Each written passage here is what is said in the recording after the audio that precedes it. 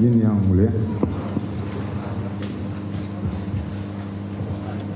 Majelis Hakim melakukan kesilapan karena menyatakan perkara aku adalah pembunuhan dan pemerkosaan. Hanya saksi berita acara penjumpaan dalam penyidikannya tidak dilampirkan dalam berkas perkara. Bahwa Majelis Hakim Pengadilan Tinggi Bandung Jungto Majelis Hakim Pengadilan Negeri Cirebon begitu yakin dengan pendapatnya yang menyatakan kejadian tersebut adalah pembunuhan dan pemerkosaan. Sampai memiliki mental block dengan mengabaikan kemungkinan-kemungkinan lain seperti kemungkinan kecelakaan lalu lintas.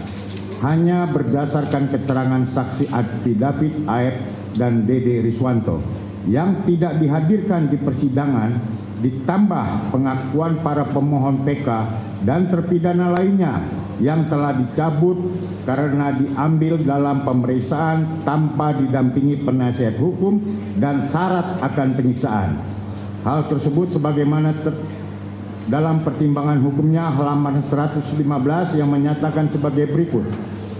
Bahwa kemudian para terdakwa, saksi Rivaldi Aditya Wardana alias Ucil, saksi Eko Ramadhani alias Koplak, anak saksi Saka Tatal, Saudara Andi DPO, Saudara Dani, dan Saudara Peggy alias Perong DPO melempari anak korban Muhammad Rizky Rudiana, namun anak korban Muhammad Rizky Rudiana dan anak korban Vina dapat melarikan diri. Bahwa selanjutnya para terdakwa, saksi Rivaldi Aditya Wardana alias Ucil, saksi Eko Ramadhani alias Koplak, saksi Saka Tatal, Saudara Andi DPO, Saudara Nadi DPO, dan Saudara Peggy alias Perong DPO dengan mengendarai sepeda motor mengejar motor yang dikendarai oleh anak korban Muhammad Rizky Rudiana dan anak korban Vina dengan membawa bambu yang sudah dipersiapkan sebelum dan setibanya di depan Mandua Cirebon yang jaraknya lebih kurang 50 meter dari SMP 11 Cirebon. Sepeda motor anak korban Muhammad Rizky Rudiana dan anak korban Vina dipepet oleh sepeda motor saksi Eko Ramadhani alias Kopla dan memukul anak korban Muhammad Rizky Rudiana dengan menggunakan bambu mengenai helm yang dipakai anak korban Muhammad Rizky Rudiana. Namun anak korban Muhammad Rizky Rudiana berhasil memacu sepeda motornya menuju ke arah Talun Kabupaten Cirebon, dan saksi Rivaldi Aditya Wardana alias Ucil dan saksi Eko Ramadhani alias Koplak bersama kawan-kawannya tersebut terus mengejar korban Muhammad Rizky Rudiana dan anak korban Vina dan seterusnya.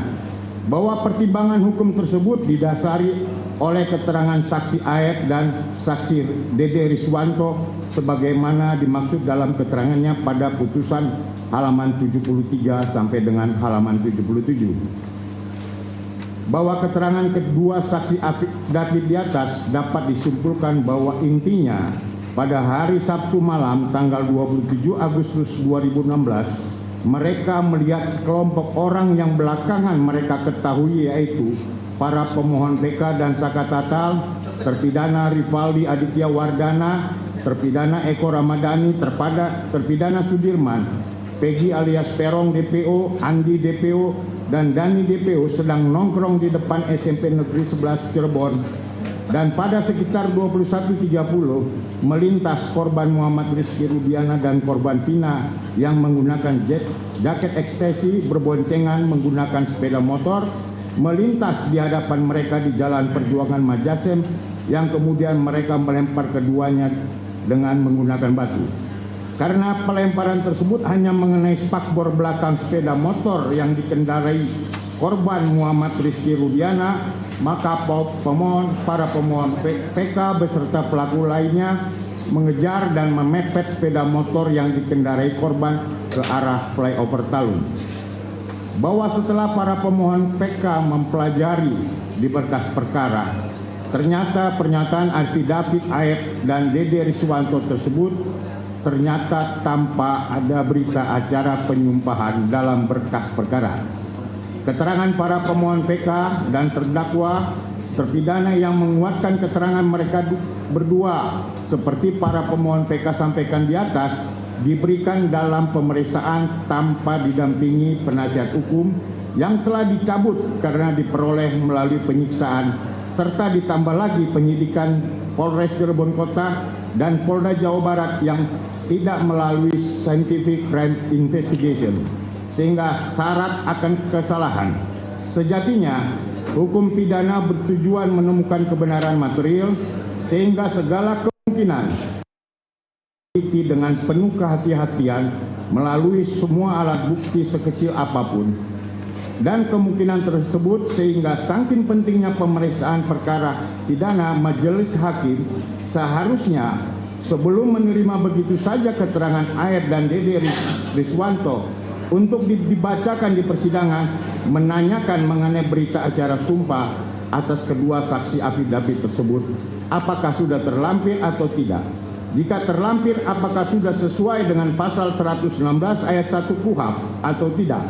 Artinya, Majelis Hakim Pengadilan Tinggi Bandung junto Majelis Hakim Pengadilan Negeri Cirebon harus benar-benar teliti dan tanpa celah atau tanpa kesalahan, zero mistake dalam memimpin sidang sehingga hasil persidangannya benar-benar menghasilkan putusan yang berkeadilan. Adapun bukti-bukti yang luput dari pengamatan hakim adalah keterangan-keterangan para saksi yang justru mengarah ke kejadian kecelakaan lalu lintas yang menyatakan sebagai berikut. A. Keterangan Supardi pada halaman 44 menyatakan sebagai berikut, bahwa di tempat kejadian perkara saksi melihat satu unit sepeda motor Yamaha Xeon warna biru langit dengan keadaan bagian bodi sebelah kanan dan spakbor depan lecet, dan satu buah helm warna merah yang pada saat itu masih dipakai oleh korban laki-laki. Fakta bagian sepeda motor lecet sebelah kanan tersebut harus benar-benar ditanyakan, bahkan dilihat oleh majelis hakim separah apa goresan tersebut, guna memperkirakan apa goresan tersebut akibat motor jatuh dalam kecepatan berapa atau lecet karena dijatuhkan dalam keadaan diam. B. Saksi Muhyiddin pada putusan halaman 49 sampai 50 menyatakan sebagai berikut, bahwa saksi melihat sepeda motor yang dipakai korban mengalami goresan di bodi motor 20 sampai 30 cm, pecah di spakbor stang motor bengkok sedikit. Bahwa saksi melihat di marka yang tingginya lebih kurang 20 cm ada cat warna hijau yang menempel. Pada malam itu, saksi juga menemukan potongan daging sedikit pada baut tiang, tapi saksi tidak tahu apakah diambil atau tidak. C. Saksi Taufik, petugas yang melakukan olah TKP pertama di flyover Talun, dalam keterangannya pada putusan halaman 51 menyatakan sebagai berikut, bahwa kemudian saksi ke tempat kejadian dan bertemu dengan saksi Suja. Dalam olah tempat kejadian perkara ada benturan berupa goresan di medan jalan yang patah-patah, jaraknya sekitar 2 sampai 3 meter dari parah korban, 5 meter sampai ke sepeda motor. Gumpalan daging di tiang penerangan jalan umum yang masih basah, ada noda darah dan goresan di jalan. Diperkirakan para korban dari tiang PJU terpelanting 3 meter. Bahwa saksi sempat melihat ke flyover Talun dan di sana ada bekas cat sepeda motor korban. D. Saksi Andri Saifrudin, keterangannya pada putusan halaman 58 menyatakan bahwa pada hari Senin tanggal 29 Agustus 2016, saksi Rudiana curiga atas luka-luka yang dialami anaknya, seperti bekas luka tusukan dan kebiruan, bukan karena kecelakaan dan sepeda motor tidak rusak, hanya lecet saja. Helm pecah di bagian belakang. Bahwa berdasarkan keterangan pada para saksi tersebut, terbukti ada dugaan kecelakaan lalu lintas yang seharusnya dicermati dan digali kebenarannya oleh hakim dalam persidangan secara sungguh-sungguh dan mendalam, apakah kecelakaan tersebut benar-benar berdiri sendiri atau merupakan bagian dari rangkaian peristiwa pembunuhan. Untuk itu, agar mendapat kepastian mengenai hal tersebut, majelis hakim seharusnya menggali fakta-fakta apakah spakbor yang pecah adalah spakbor depan dan biasanya memiliki cat yang sama dengan bodi motor, yaitu warna hijau. Kemungkinan spakbor depan pecah karena menabrak separator setinggi 20 cm sebagaimana dimaksud oleh saksi Muhyiddin. Apakah stang yang bengkok tersebut dimungkinkan karena kecelakaan dalam keadaan kecepatan tinggi sehingga menyebabkan cedera serius yang menyebabkan kematian Eki dan Vina, atau hanya dimungkinkan karena motor yang sedang berhenti dijatuhkan di atas aspal? Apakah potongan daging yang tersisa di jalan tersebut milik korban Eki atau Vina? Berdasarkan pemeriksaan laboratorium dan tes DNA, sehingga ditentukan penyebab kenapa daging tersebut ada menempel di baut. Dengan demikian, dikarenakan fakta-fakta tentang kondisi sebagaimana para pemohon PK sebutkan di atas tidak diperdalam oleh majelis hakim, maka terjadi keraguan di mata publik kalau kejadian tersebut adalah bukan pembunuhan dan pemerkosaan, tetapi bisa saja kecelakaan. Majelis hakim sepertinya tidak peduli tentang hal itu, karena otaknya telah tersugesti oleh uraian dakwaan penuntut umum atau pura-pura percaya atas penyidikan dan dakwaan penuntut umum, meski tahu syarat akan pelanggaran hukum seperti yang dimaksud Yahya Harahap di awal memori peninjauan kembali ini. Kepastian dakwaan dan fakta hukum dalam putusan akuo yang menyatakan pembunuhan dan pemerkosaan sebenarnya runtuh seketika seiring dengan pencabutan keterangan para pemohon PK dan terpidana lainnya. Apalagi sesaat lagi saksi Dede Riswanto, saksi Liga Akbar, saksi Teguh Wijaya, saksi Oktarangga, saksi Pramudia Wibawajati, dan belasan saksi lainnya memberikan keterangan yang pada intinya membuktikan kesaksian Aep, Abdul Pasren, Nurdatul Kafi itu palsu, serta terbukti para pemohon PK dan terpidana lain pada hari Sabtu tanggal 27 Agustus 2016 tidak pernah berada di lokus delikti sebagaimana dimaksud dalam dakwaan jaksa penuntut umum. Sepertinya drama pembunuhan dan pemerkosaan Vina Cirebon akan benar-benar tamat. 9. Putusan majelis hakim sesat fakta dan sesat hukum yang menyebabkan error in persona akibat penyelidikan ilegal dan penyidikannya tanpa scientific crime investigation.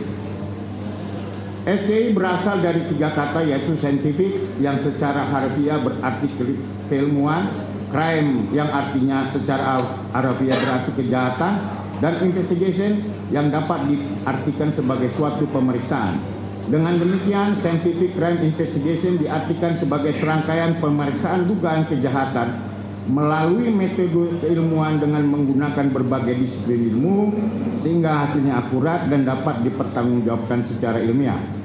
Semakin baik dan semakin disiplin penerapan SCI, maka hasil yang didapatkan semakin presisi dan semakin aktual serta semakin dapat dipertanggungjawabkan, sehingga manakala dilakukan pengujian di persidangan akan menghasilkan kebenaran dan keadilan dalam arti yang sebenar-benarnya dan seadil-adilnya.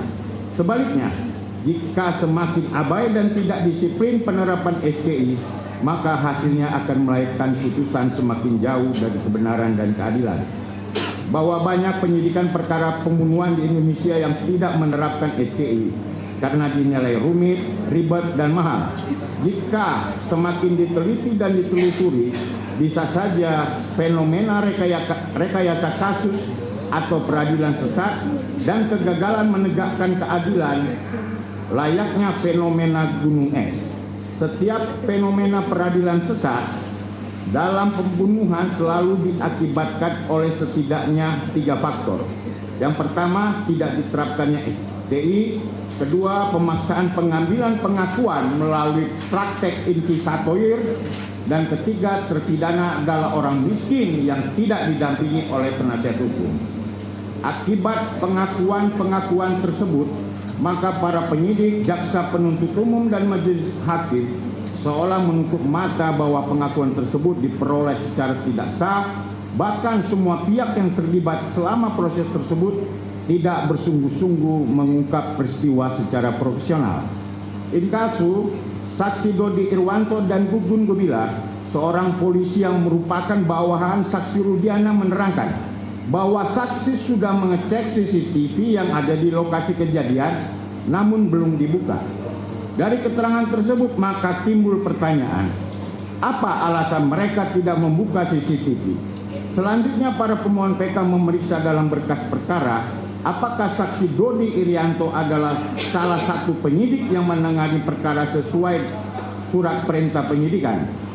Setelah memeriksa surat perintah tugas penyidikan dan penyidikan nomor sprint TP 451 garing 9 Romawi 2016 garing Reskrim, ternyata saksi Dodi Irwanto tidak termasuk penyidik yang ditugaskan untuk melakukan penyelidikan dan penyidikan. Sehingga timbul pertanyaan kedua, apa kewenangan saksi Dodi Irwanto dan Gugun Gumelar mengecek CCTV yang ada di lokasi kejadian? Untuk lebih jelasnya disebutkan nama penyidik Polres Cirebon Kota yang menerima tugas dan menangani perkara sesuai surat perintah tugas penyelidikan dan penyidikan nomor sprint TP 451 garing 9 Romawi 2016 garing Reskrim adalah Imaduddin SH, Aura Santayowan SH, Budi Rahmanto SH, Zainuddin, Kasidin SH, dan Arif SK Nugraha. Bahwa dari ke-6 penyidik tersebut sebanyak 4 orang yaitu Aura Santiawan, Budi Rahmanto SH, Zainuddin, dan Arif SK Nugraha telah diperiksa dalam persidangan sebagai saksi. Anehnya, di antara keempat saksi perbalisan yang dihadirkan di persidangan, tidak ada satupun yang menyatakan membuka dan memeriksa isi CCTV di lokasi kejadian. Hal ini semakin membuktikan bahwa penyidik Polres Cirebon memang malas, asal-asalan, tidak profesional, dan tidak sungguh-sungguh mengungkap peristiwa kejahatan yang disangkakan kepada para pemohon PK.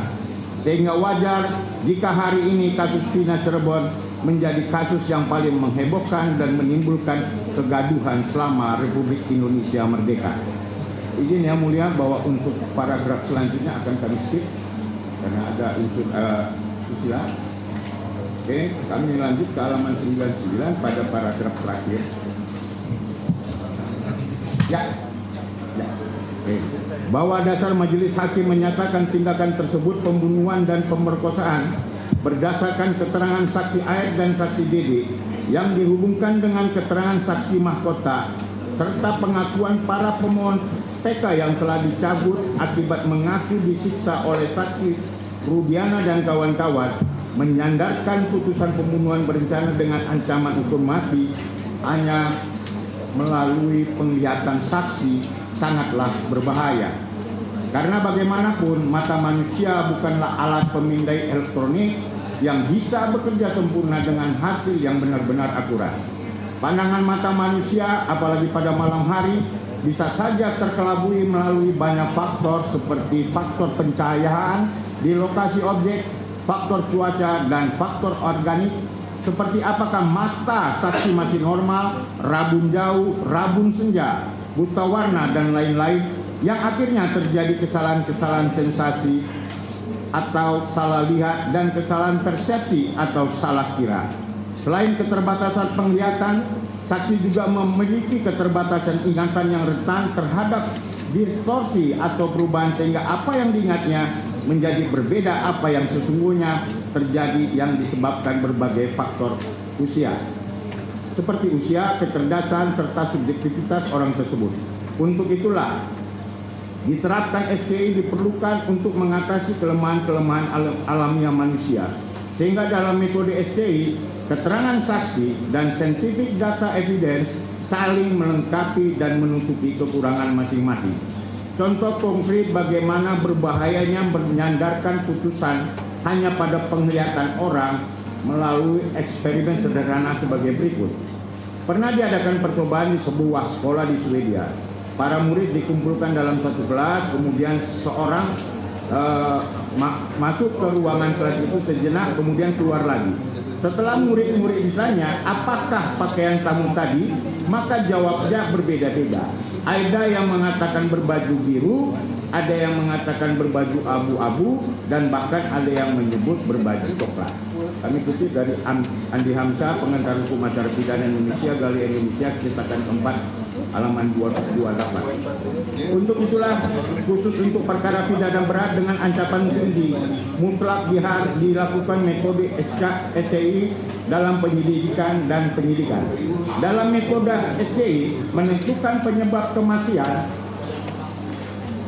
modus operandi dan motif bukan dari keterangan atau pengakuan, karena pengakuan rentan didapat dari penyiksaan, tapi diperoleh dari serangkaian penelitian atas berbagai scientific data evidence dan melalui berbagai disiplin ilmu bantu hukum pidana seperti kedokteran, forensik, daktikoskopi, genetika, digital forensik, dan ilmu bantu. Seharusnya dilakukan pada tahap awal sesaat setelah kematian, sebelum mayat terlanjur rusak karena pembusukan, sebelum penetapan dan pemeriksaan tersangka. Inkasu autopsi justru malah dilakukan setelah pemeriksaan tersangka, sehingga berpotensi mempengaruhi objektivitas si dokter forensik dalam menerangkan pendapatnya dalam visum et repertum. Hasil autopsi bisa saja di tangan dokter yang kurang berintegritas, malah mengikuti hasil pemeriksaan tersangka. Padahal sebaliknya, hasil autopsi seharusnya sebagai data awal yang akan menjadi penuntun ke arah mana keterangan saksi diambil.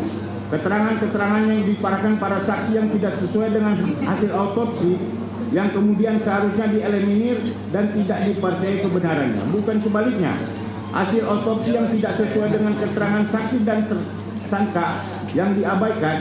Inkasu ternyata visum et repertum nomor Ver 77/9/2016 tanggal 13 September 2016 yang dihasilkan dari hasil autopsi tanggal 6 September 2016 terlihat seolah mengikuti keterangan saksi dan tersangka, karena autopsi dilakukan setelah para pemohon PK ditetapkan sebagai tersangka.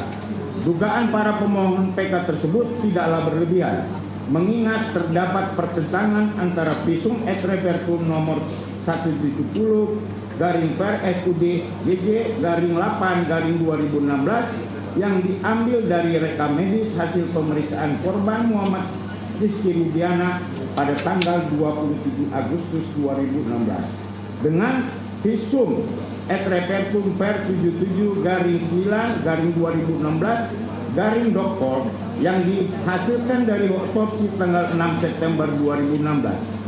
Pada visum et repertum 170 dan 190 tidak disebutkan ada patah tulang atap tengkorak bagian depan dan belakang. Sementara pada visum et repertum nomor 77 terdapat patah tulang atap akibat trauma tumpul. Visum et repertum nomor 77 mengundang kecurigaan karena bisa saja menyatakan fakta yang tidak benar karena diperoleh setelah para tersangka diinterogasi dan diambil keterangannya, sehingga dipaksakan isinya harus sesuai dengan keterangan para tersangka. Berbeda dengan visum et repertum nomor 170 dan 190 yang dibuat sebelum para tersangka diinterogasi dan memberikan keterangannya, sehingga benar-benar terbebas dari skenario rekayasa pembunuhan, sehingga lebih dijamin dan dipercaya kebenarannya. Akhirnya, terlepas dari visum et repertum manapun yang dianggap benar, pertentangan-pertentangan tersebut merupakan bagian dari kompleksitas persoalan penyidikan, penuntutan, dan persidangan, sehingga semakin menguatkan keyakinan kita kalau terdapat banyak sekali kesilapan hakim dan kekeliruan yang nyata akibat pelanggaran yang dilakukan selama penyidikan, penuntutan, dan pemeriksaan di sidang pengadilan. Dengan demikian, putusan nomor 4/PDIB/2017/PN CBN patut untuk dibatalkan melalui peninjauan kembali ini karena mengandung banyak sekali keraguan, sehingga sesuai dengan adegium dalam hal keraguan, lebih baik membebaskan 1000 orang yang bersalah daripada menghukum seorang yang tidak bersalah.